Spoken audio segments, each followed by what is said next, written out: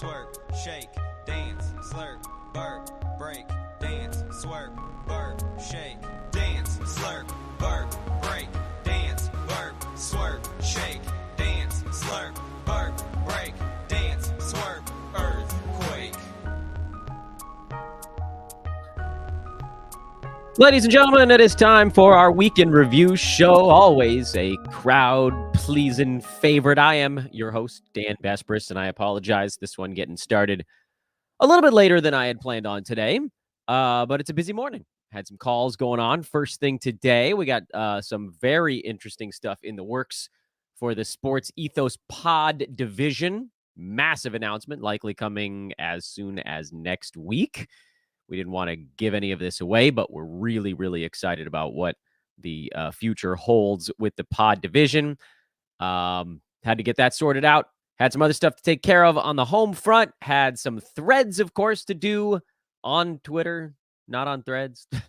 Get my nomenclature right.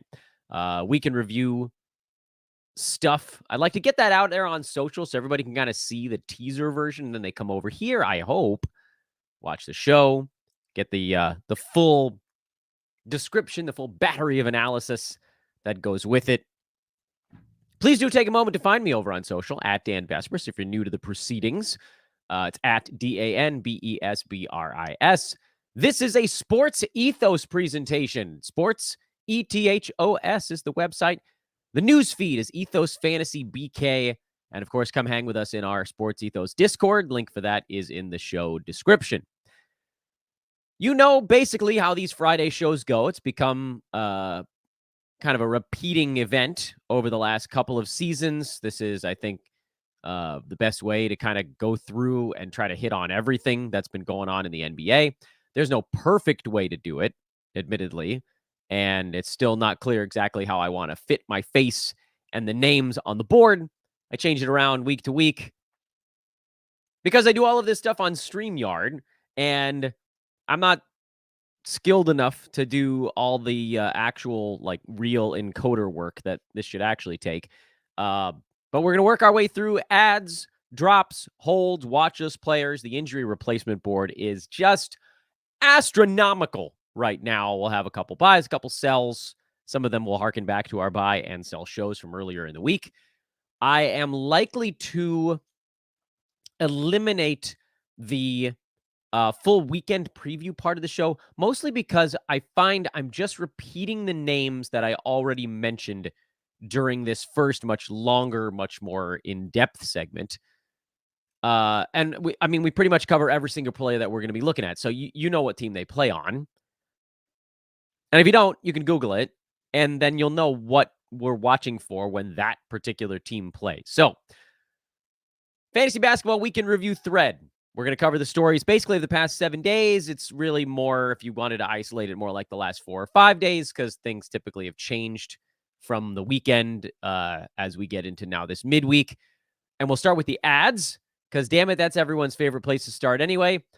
Biggest ad.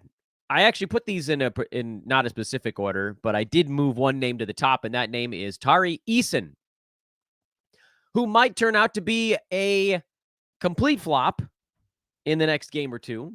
It's unclear, but I went out and I put in pretty big bids on him anywhere that I could, meaning any place that had a fab situation. So the Yahoo public prize leagues, I went out and I dropped a few clams on him. And it might not pan out. I know we're only talking about 2 good ball games in a row, but they were 2 spectacular games.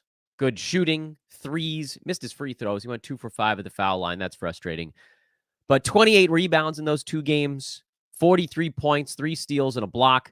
He is an outstanding rebounder, very good at getting steals. We saw some of this stuff last year where, again, he didn't play that many minutes, but he was actually at 1.8 defensive stats in 21 minutes a game last year. And so far this season, he was sort of dinking and doinking around the 17.5, 18-minute mark until these last 2 ball games where he exploded for 26 and then 27 minutes. And then we really finally got a chance to see his fantasy profile in action, because we hadn't really seen it to this point. He had 1, maybe 2 games you could call fantasy serviceable, but he also hadn't cleared 22 minutes prior to these last 2 ball games. Can we necessarily extrapolate directly from what he did last year in 21 and a half minutes per game? No, because there's sort of a stat acquisition arc that players typically hit, which is like, okay, if they're in a game for 10 minutes, they're going to go nutso for 10 minutes, but it's not going to be enough.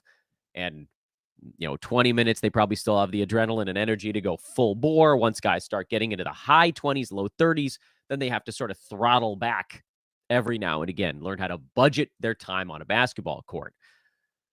But again, first of all, second-year player. So some of that, can't budget myself stuff that typically hits rookies a little harder. Maybe that won't be quite as big of a deal.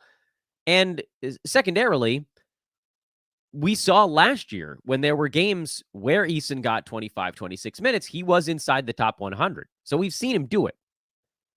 And yes, the steals and blocks, they do tend to level off a little bit. The rebounds don't really. If you're on a basketball court and you're a good rebounder, you're going to get rebounds. That's what he does. 7 rebounds a game this year in 19 and a half minutes. Last year, he was at 6 rebounds in 21. Again, there's going to be sort of a balancing of that. But if he gets to 25, 26, 27 minutes, you're looking at a guy that could very reasonably get to 8 rebounds a ball game. That's a big number. Steals are going to be good. Would not be at all surprised to see that as a number that's well over 1. Actually, weirdly, this season his blocks have been better than steals. That probably levels off. Shot 75% of the free throw line last year, so his 59% this season also feels like a number that probably gets better as the sample size gets bigger. I see no real downside to this. If it doesn't pan out, we can move on. But if it does, you're talking about a guy that, if he starts to take Dylan Brooks's minutes at any point, seems less likely than maybe taking Jalen Green's minutes or just being sort of like the primary bench dude on a team that, frankly, doesn't use their bench very much. There's a big avenue. There's a nice open road if he wants to try to get to 25 or more minutes a game. It's very doable. Naz Reid is the next name on the ads list. I think he was on the ads board last week, or if he wasn't on the ads board, he was on the injury replacement board. I had to upgrade him to what is effectively like a heater ads board. I don't have that subdivision here on my remedial Microsoft Word presentation. He's a heater ad. He's on a serious heater right now. Anthony Edwards came back. So did Jaden McDaniels. Didn't matter. Naz just kept draining buckets. He's just going buckets right now. There were buckets for him to get when Anthony Edwards was out. Edwards came back. He just went and he took somebody else's buckets instead. So this one's a simple analysis. We love Naz Reid's fantasy game when he's confident and he's getting minutes. And when he's confident, he gets minutes. When he gets minutes, he's more confident. It does sort of create this positive and then eventually a negative feedback loop where if he gets less confident, the minutes go down and then so on and so forth until you hit this sort of, again, this up and down, this wave of value for Naz, who probably you could just start every game the rest of the year and you probably get a guy that's in that 120 some odd range when everything comes settling in. But he's been so good lately. He's pushed himself back up to the edge of the top 100. He'll go through a down spell where he falls back to 130 and he'll come back up to 95 or 100 and so on and so forth. And again, that's a guy that you can play nightly. But it also feels like sort of the modern way that we play fantasy NBA, that feels more like a guy that you play when he's hot and you don't when he's not. I'm going to go out of order from what folks are reading on their screen, but those listening won't care. Jonathan Kuminga is the next name on the board. He's also I would call him kind of a priority ad. Again, we don't have the rest of season mapped out for Kuminga, and he has free throw issues, and he doesn't get as many steals and blocks as we'd want. But it seems like the Warriors are finally saying, we got to try something because our old guys are getting just smoked, particularly Andrew Wiggins, mostly Klay Thompson too, until he had his sort of big ball game yesterday. And now Draymond Green is suspended indefinitely. Kuminga was already getting more minutes even before the Draymond suspension. Now he's going to have those. They almost have no choice, even if he has a poorer decision-making stretch where in the past he probably would have gotten yanked. They don't really have much of a choice. My hope with Kuminga is that we will get better defensive stats than we've gotten in sort of the smaller sample size that this season has brought. Because he's played pretty good minutes his last, call it 3 ball games in a row. He had a good second half, the one before that. But we're talking about like maybe 3 and change ball games. He had foul trouble in a few of them. That's seemingly going to be a small issue for him. He's not a big steals and blocks guy. But last year he was at 1.1 combined in 21 minutes, which again, not that good. But the hope is that if his minutes now trend up into the 28 range, which he's been at 2 of the last 3 ball games, could that then increase his steals and blocks by 20, 30, some odd percent? So could 1.1 from last year, he's at 0.9 this season, by the way, and basically the same number of minutes. We could probably just round it up to 1 or round it down to 1 if you talk about last year. Could 1 become 1.2 or 1.3 consistently combined? Could it be, 0.8 steals and 0.5 blocks? Could it be 0.9 steals and 0.4 blocks, 0.9 steals, 0.5 blocks, or 0.6? Like, is there a way for him to get that combined number from the 1 to more like the 1.3 to 1.5 range? That would be colossal for his fantasy value because, unfortunately, he is a guy that gets to the foul line, and he is a guy that sucks there. That's the big downside with Kuminga. I still think he's a priority ad, but if you're trying to win free throw percent, he's going to hurt you. And that's going to make it hard for him to be inside the top 100 when you have that sort of one medium-sized negative stat. You need to have a few medium-sized positives to counterweight it. And I don't know that I see the actual category where he can be that medium-sized positive. Maybe rebounds, but again, not do much defensively. He's going to score a little, but they're not going to be relying on him to score. They still have Steph, and hopefully Clay's coming back around, and CP3 will be orchestrating some stuff, and blah, blah, blah. Different guys will be rotating in. 15, 16 points, that would be pretty good for him, but that's still not a big positive. That's a small positive. So I like Kuminga. I think he's an ad to see how this thing plays out, but I also want to sort of temper our expectations because from a 9-cat perspective, his fantasy game is not that great. It feels like it should be because you watch him play and you're like, isn't this guy going to get steals and blocks? Look at him flying around. No, not really. A couple of stashes that I want to go over here in the ads department. One of them is an active stash. That's Scoot Henderson. We talked about him for the first 2 months of the season. We're almost 2 months in now as someone that you knew was going to be bad for a while.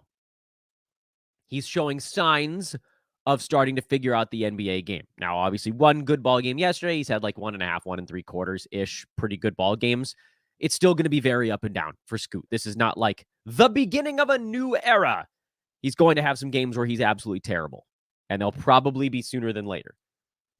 So don't pick him up and be like, I'm ready to do Scoot the rest of the year.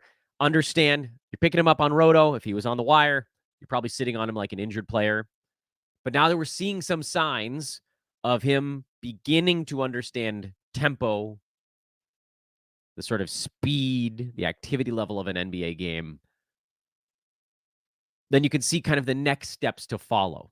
It's getting that consistently. It's being able to do that against teams that are not dog due on the defensive side. There's all these mini steps along the way. He's hit the first.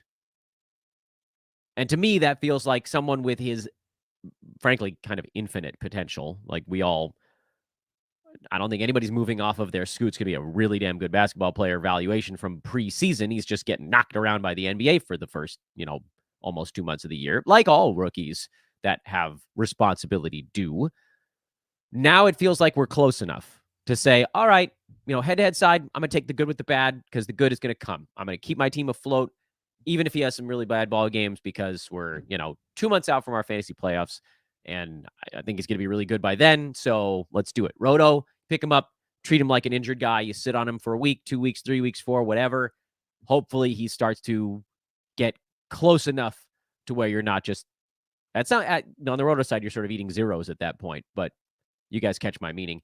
And then the other stash is an injured stash, and that's Marcus Smart, who, frankly, I probably should have dropped in. I only have him on one team, which feels like a bullet dodge there. But he ended up being out. I only said 3 to 5 weeks, I think, originally, and I thought, maybe we'll sneak away with 3. Nah, it's already been 4 and a little bit. I think he's about to step up to 5-on-5, so he's close.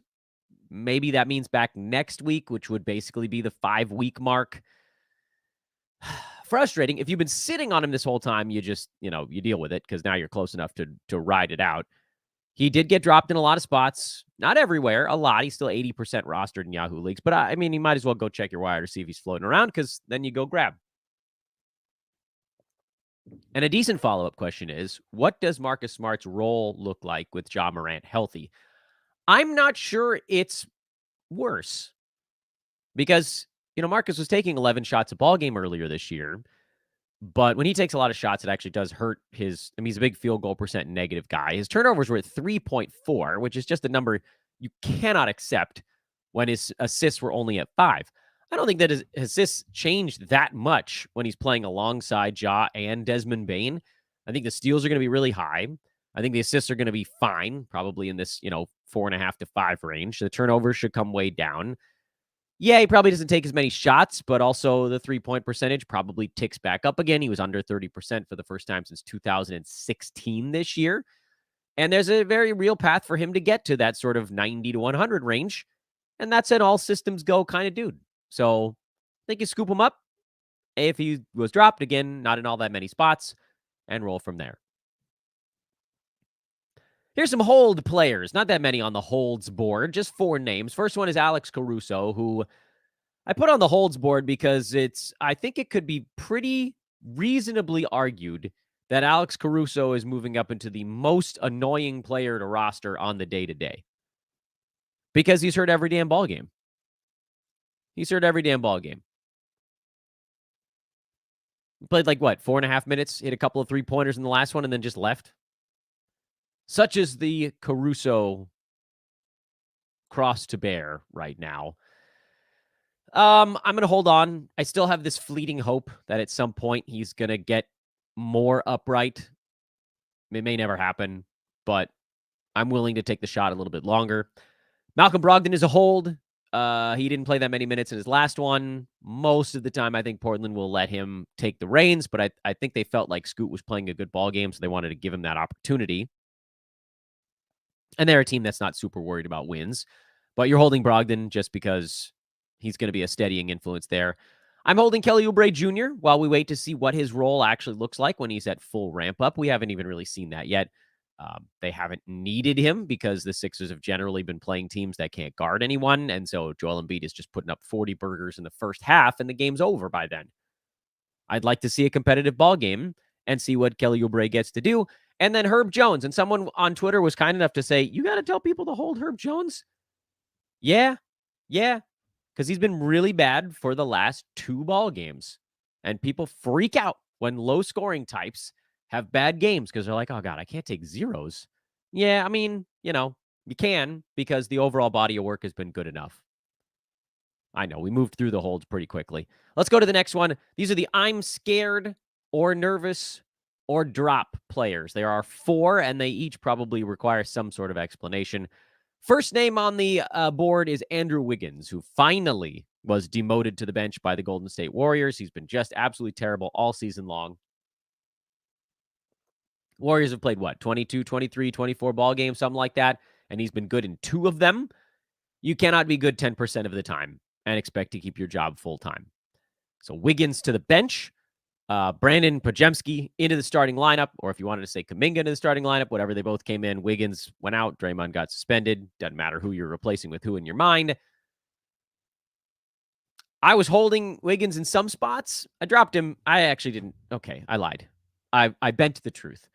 I did not draft him anywhere. I picked him up in one league where he got dropped, and I have now subsequently dropped him in that league. So I can say I dropped him everywhere, but I only had him in one place, and it was only because he was on the waiver wire. He's off the bench now, so the minutes are no longer secure, and he was bad even with the minutes. He's not a rosterable player right now.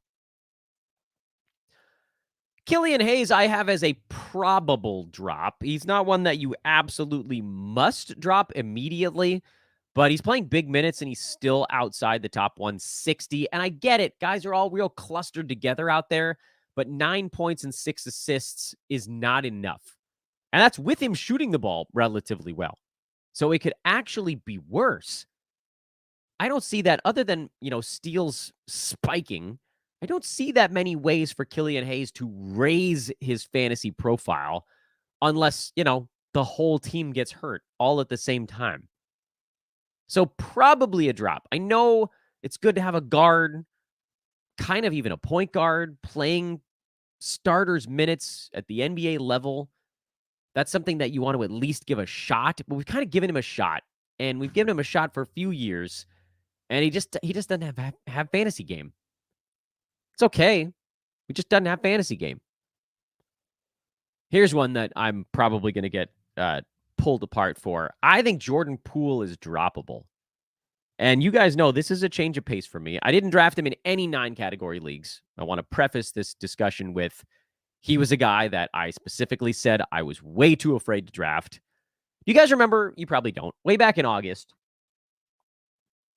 That's 4 months ago, man. Memories don't go back that far. What the hell? I mean, what do you think this is? Like the 1970s? We got smartphones. I don't remember crap that happened 4 months ago. You guys remember back in August, the very first draft board came out at Yahoo. And Jordan Poole was pre-ranked in the 60s. And I thought, oh, that's intriguing. I think I may have even said those words. That's interesting. If you're going in the 60s, now you're talking about a 6th rounder that has big time upside and big time downside. But you guys know the Dan Besbris way. We don't take what I consider to be like eyes closed home run hacks until you get past the 3rd or 4th round.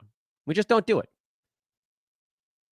And I almost feel like I need to go on a tangent here. Let's see if I remember to come back to that tangential thought. So when Jordan Poole got pushed up into the early 40s by mid-October when we were doing our drafts, there was no freaking chance I was touching him there. That's a 4th rounder that could, maybe if everything broke perfectly, he could have probably been a 3rd rounder, 9-cat, meaning you look at what he's doing right now, 14.5 shots per game. Make that 20 instead of 14.5 shots. Give him 5 and change assists instead of 3.5. And make the field goal percent like 44 instead of 40. So now you're talking about a guy that would have been scoring more like, 25, 26 points per game, hitting 3 3-pointers with 5 assists, big time free throw number. There's your upside. But we saw the downside with Golden State last season. He was playing basically full minutes off the bench on a team that was getting him really good looks, and he still wasn't inside the top 100 in 9-cat. We always knew there was a big downside to him. So when he was going in the 40s, that's why I stopped even looking at him. There was no chance. 60s, I would have taken a shot. 40s, no way. Not when the other guys that were on the board were like guaranteed 60 or better floor type of dudes. And those are the guys that were going around where he was. Yeah, they probably didn't have the, oh my God, if this hits, they could be number 25 kind of appeal that perhaps he did. For some of those guys, it was like, oh, if this hits, they'll be like 7 slots ahead of where I drafted them. But that's okay.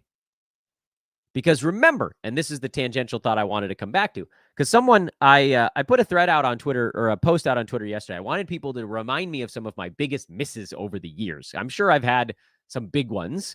And again, like, I'm not going to write all of this stuff down, but someone came back and was just like, here's all the players you were too low on this season.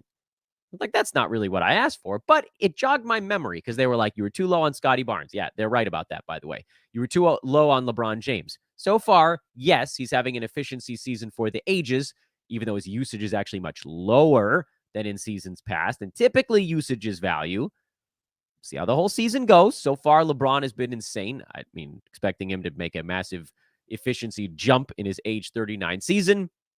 Okay, he's obviously a cyborg, but whatever. And they were like, Dan, you're making me miss out on all of the league winners this year. I'm like, wait just a second. Okay, I'll take the criticism on being too low on Scotty Barnes. I'll take the criticism on being, for now at least, too low on LeBron James. What I'm not going to take the criticism for is missing out on league winners. That's baloney. Because where was LeBron going? LeBron was going at 25 to 30. And he's a mid-second rounder, meaning he's jumped a half a round to a round. That's not a league winner. And you know who I was taking around that same spot? Kawhi Leonard, who's actually ranked ahead of LeBron so far this year and has played in more, I know, knock on every piece of wood you can find, and has actually played in more games by one. LeBron's been pretty healthy as well. I think he missed what? Missed their last ball game. Did he miss one earlier or like half of a game earlier in the year? They've both been oddly healthy. So, like, take it easy there. Yeah, the Dan Besbris method sometimes misses out on the big swing type of guys. That's true. Because if I'm afraid they have significant downside, I'm not going to tell you to take them in the first 3 or 4 rounds. I think that's a way that you could blow up your team on draft night. You can't win your draft. I mean, you can't win your league on draft night if you're in a competitive league. You just can't. Unless you're perfect.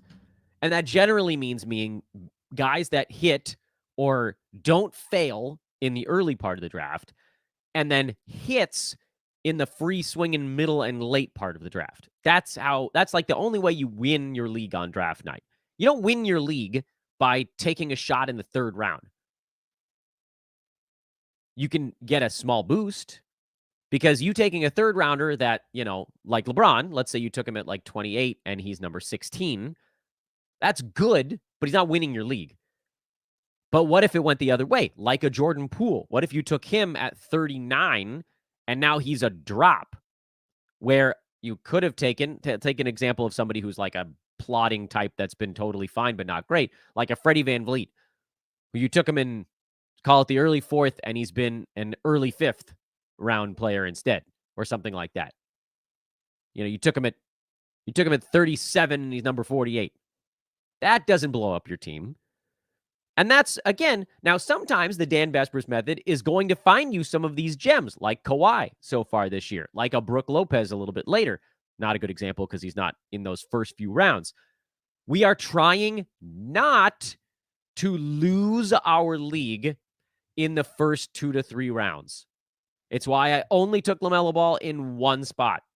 He didn't make sense as the number 11 pick if you were trying to win field goal percent.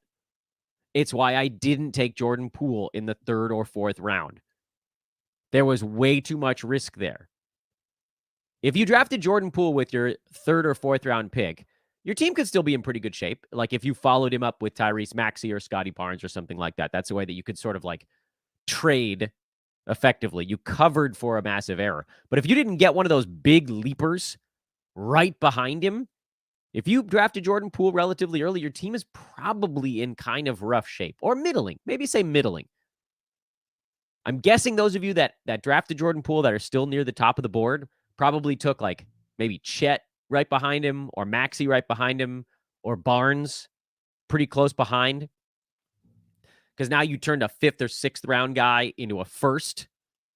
That's the way you make up for a big hole. Now, if you took those guys and you didn't take that big swing beforehand, I mean, that's how you end up with a powerhouse fantasy team. But all that to say, I'm going in, we're looping in vast, erratic circles on today's show. All of that to say, if you want a show where I'm going to tell you to take massive hacks in the 3rd and 4th round, it's the wrong show. It's just not the way that I win fantasy leagues. I win fantasy leagues, and I hope that I can teach you guys how to win fantasy leagues by being relatively cautious early, unless there is an absurd value on the board, which typically happens when older, more boring guys fall a little bit farther than they should. And that's happening in a bunch of spots. James Harden fell way farther than he should because there was confusion over whether he'd get traded. But come on, there was no way Philly was going to let that hang over their season. If Harden was still there, just gumming up the works, making everything a circus, that's how you lose Embiid too. They had to get him out quick. They did. They got him out quick. Kawhi, another example of someone that was going near 30 because everybody's like, oh, he's not going to play in 55 games. Doesn't matter. His per game performance is ridiculous. it doesn't always result in a guy blowing past their number. Those are a couple of examples of where it did. But a lot of guys in this method end up pretty close to where they're drafted. And that's okay in the first 30 to 40 picks. That's okay. Take your hacks from 48 on, basically, or maybe a little before that. All right, we went way off the rails there on Jordan Poole. Zach Collins is the next name on the I'm scared to drop or nervous board. I don't know that I would drop him just yet. Spurs have been sort of goofing around with their starting lineup, and Collins is not in it right now, and Wemby's going completely insane at center, which makes me think they might just see how it goes for a little bit. Maybe they run into a Nikola Jokic and they'll throw Zach Collins at him instead. But right now, Spurs are loving Wemby at the 5. And if that continues for, honestly, even 1 or 2 more games, I think we move on from Collins at that point. Because even when he was starting at center, he was sitting just outside the top 100. So it wasn't like he was exploding draft or exploring fantasy boards. He was just decent. And I liked decent. But if anything went away, which it has, then he falls outside. Hey, we passed the 30-minute mark. Opportunity to remind all of you guys to check out our buddies at manscaped.com. You know what I should do on these shows? I have the ability to, and I always forget to do it. I should probably do a better job of putting them up on the board. Let's see if I can do that quickly here. We're going to share a screen. We're sharing Manscaped on our screen. And then we'll make so you can see. There's Manscaped. Look at that. They got a holiday sale that's 10% off the whole website. But I say to that because you know that you have Ethos20 on your side. Promo code Ethos20 gets you 20% and free shipping off the site. So don't go there and let them get you with the 10%. Make sure you use your 20. Nice thing is, if those that are watching, you can see their products laid out before you. There's the travel bag over there on the left. There's the handyman just to the right of the graphic in the middle. I love that thing. I use that on my cheeks, like before I go on these podcasts every day, just to make sure there's no out of bounds markers. They've got various shaving oils and creams. They've got shampoo. They've got, where's the Lawnmower 5.0? I think that's not the one right next to the logo on the left. It's 2 over with, double LED settings. Just incredible products at Manscaped. And they've been one of our partners for now 3 seasons, which is just amazing. And that probably means that you guys are buying stuff from them.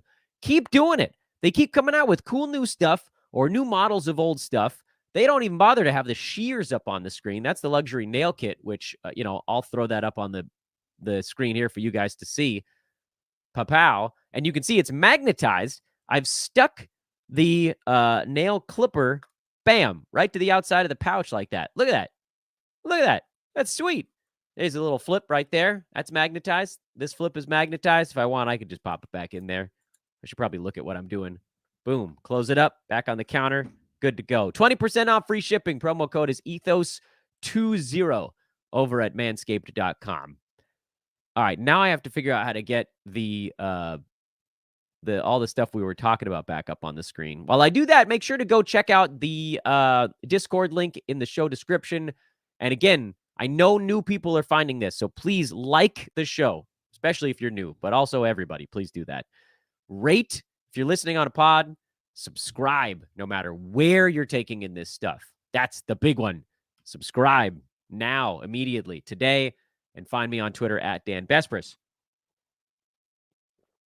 The watch list is next. By the way, I can see that there are 45 posts in the chat room. That's awesome. I hope you guys are helping each other out because you guys know I'm probably not going to get around to that.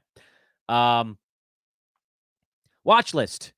So when I put this list out on Twitter like 2 hours ago, Karis LeVert was on the watch list. And since that happened, we got news, unfortunately. Oh, my God, the Cavs, the sky is falling in Cleveland. Yikes. 4 minutes ago, more news out of Cleveland. Oh, no, people. Maybe that's what everybody was just posting in the chat room. Oh, no. Absolutely terrible. All right, well, we got to do Cleveland now because the news is just bad. Poor Cavaliers fans. Darius Garland is expected to miss several weeks with a fractured jaw. That was the news from like a half an hour ago when I was able to then update the board for this show to say that Darius Garland is now upgraded from a watch list guy to an injury replacement player. And then 4 minutes ago, news broke that Evan Mobley will be undergoing knee surgery and is likely to miss 6 to 8 weeks. Yikes. So, who does this help, by the way? Well, for one, Karis LeVert, obviously on the Darius Garland news. Max Strus, this helps him a lot. He got more usage the last time Garland was out, and Mobley's been out for a little bit. Dean Wade's been playing, but he hasn't been doing anything. Basically, this means the Cavs are going to have to change everything that they do when they operate. And I also worry that this might be a thing that says, yeesh, maybe this just isn't our year. Maybe we should go try to get a whole bunch of stuff for Donovan Mitchell. But perhaps I'm getting out in front of my skis. I don't think I'm going to be the only one to get out in front of his skis today on that, though. If the Cavs over the next, call it 3 weeks, when we assume Garland is out for 2 to 3 weeks, if they lose a bunch of ball games and then Garland comes back and they keep losing games without Mobley, that might be the time to go get something for their prized asset in Donovan Mitchell. But we'll see. I don't think you have to make any moves yet with that in mind. The nice thing is Karis LeVert is the move regardless. So if Mitchell gets traded, then he stays in the money. So go get Karis LeVert wherever you can. This could extend beyond the Darius Garland injury. And then as far as Mobley goes, it probably helps Jared Allen. I know he hasn't been all that great lately, but like they're going to have to play him as many minutes at center as his body can handle. Hopefully he doesn't break down in the process. But just absolutely brutal news for the Cavaliers, who lost 2 of their 3 best players, and their season is in real trouble right now. Yikes. That sucks. Sorry, Cleveland fans. Ayo Dosunmu is on the watch list. He has a good ball game, or had a good ball game in his last time out. I don't think that's something that's going to stick. Kelly Olynyk, almost put him on the ads board. I just have no idea what the Jazz are doing with their starting 5 every ball game. So I just don't really feel comfortable telling you all to add on Olynyk if we could blink twice, blink, blink, and then he's just not in the starting 5 anymore. If he's in the starting 5, I think we can start Olynyk. I know he's been sort of like doing a Ben Simmons impersonation since he's moved into the starting 5. I just realized I have a misspelling in Koulibaly. I'm going to fix that while we're on air because it's actually really upsetting to me, and it means I probably also have that misspelling on Twitter. Man, that's crummy. You hate to see it. Koulibaly's on my watch list. I really don't think that he's all the way there in redraft. I think that he maybe gets there when guys start shutting down. Jordan Poole is questionable for the Wizards' next ball game. Honestly, it's with an injury, but he should be questionable for sucking.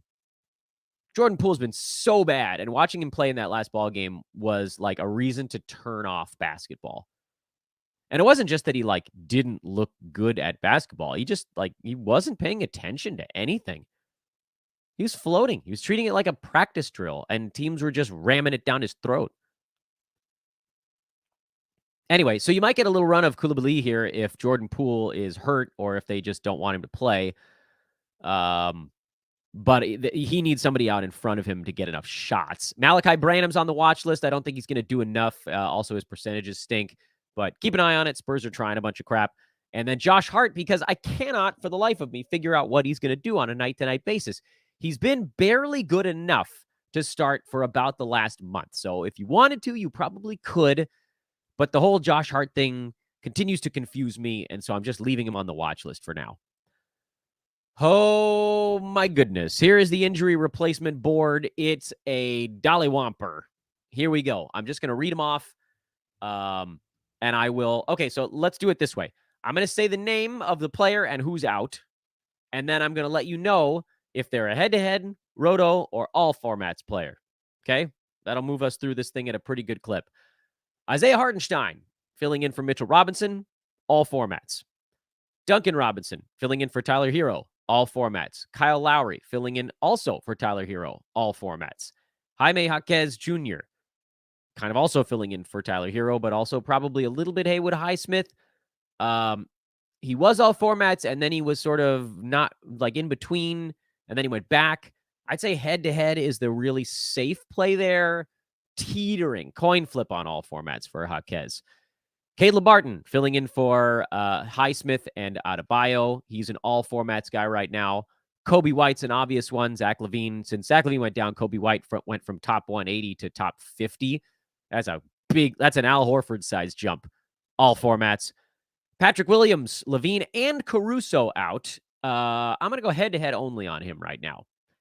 Brandon Miller with LaMelo out, all formats. Sadiq Bey with Jalen Johnson out, all formats. Nick Richards with Mark Williams out, all formats. Dante Exum with Kyrie and Josh Green out. I probably lean head-to-head only on that one.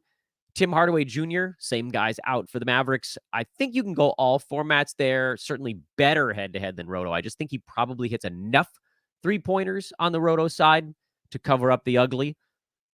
So all formats. Colin Sexton with Jordan Clarkson and Keontae George out. We'll go all formats for him. Brandon Pajemski with Draymond out and Wiggins benched. I'm going to go head-to-head only on Brandon, although I'm teetering on all formats. Head-to-head, yes. Roto, coin flip. Norman Powell with Paul George out, although I don't think they expect PG to miss much time, but Powell I'd go head-to-head only on that one. Asar Thompson with Jalen Duren and Marvin Bagley out.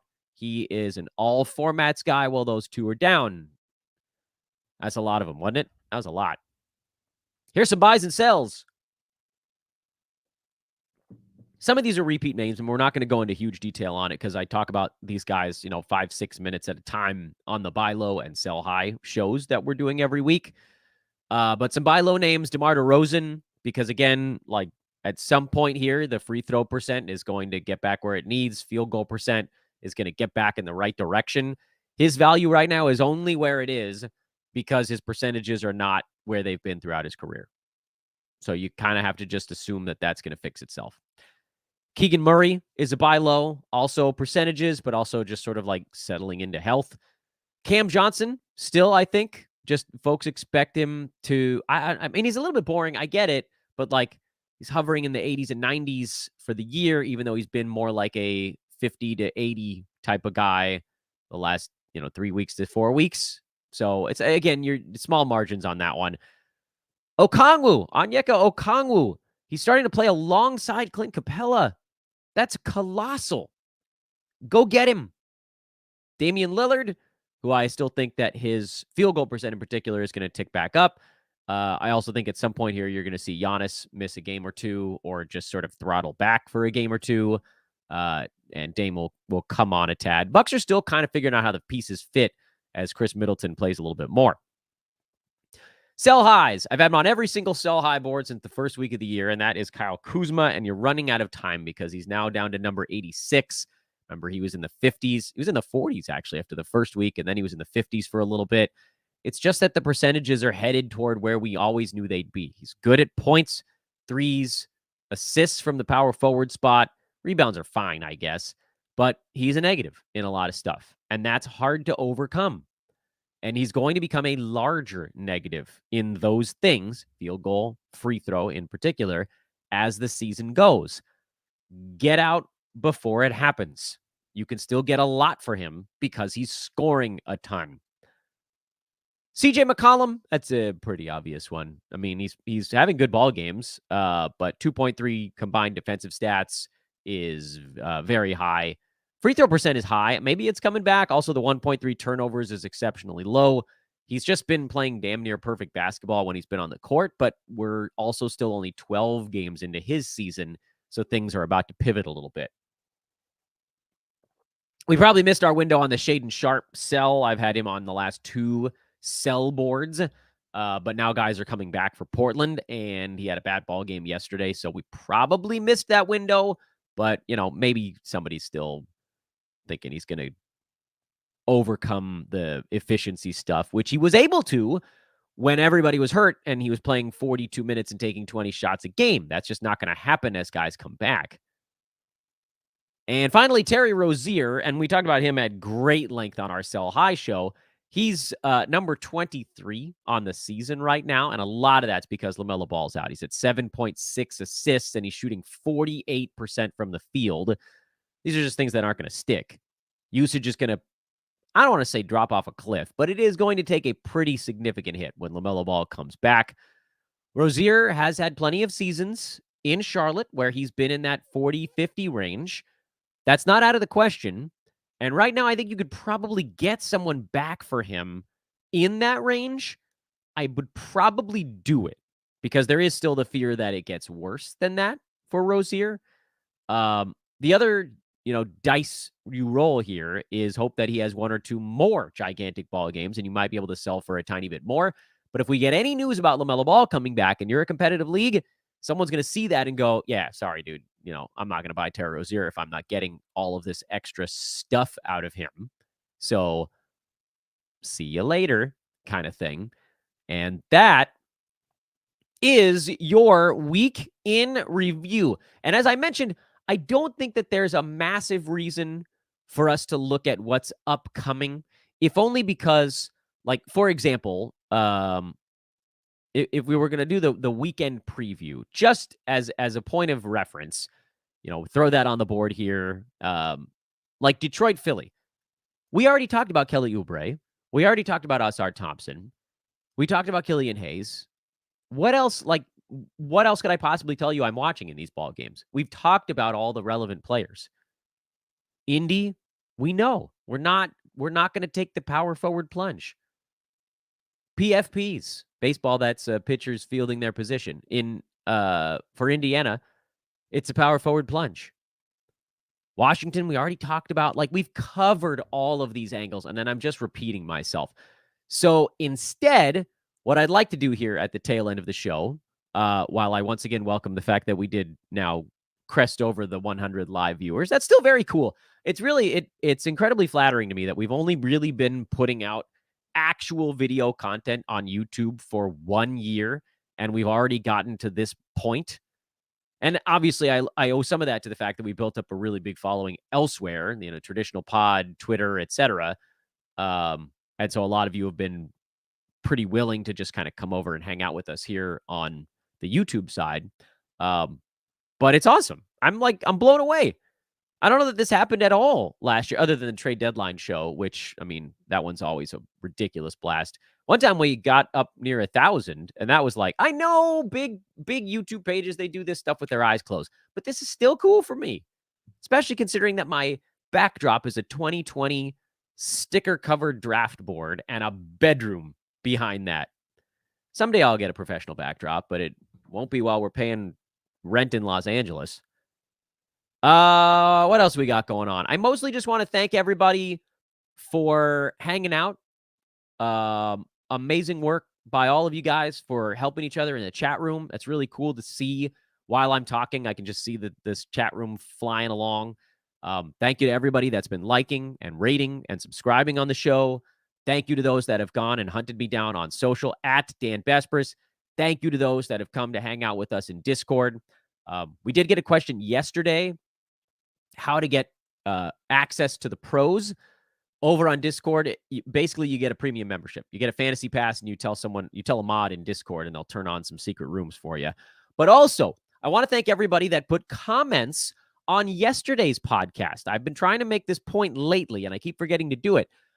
I get email alerts when people post comments, not chat room, comments on the YouTube shows, meaning after the show is done live, when I sign off today, it'll get logged into the books. YouTube will finish, doing whatever processing it needs to do. And then you can just leave a comment. So if you have a question in the chat room that maybe didn't get answered by other chatters, or you want Dan to take a look at it, I'm speaking in the third person now. I don't do it fast. I'm not going to see the comment and then just jump in there because I've got 1,000 other things going on. But at some point in the following 24 hours, I do typically get to those. Ask anybody in the chat rooms or in the comment section. I get to them. So as you're watching this over the weekend, please take a moment to subscribe. And then if you have a question, use the comments box. I promise you, I will see it eventually. And with that, have an amazing weekend, everybody.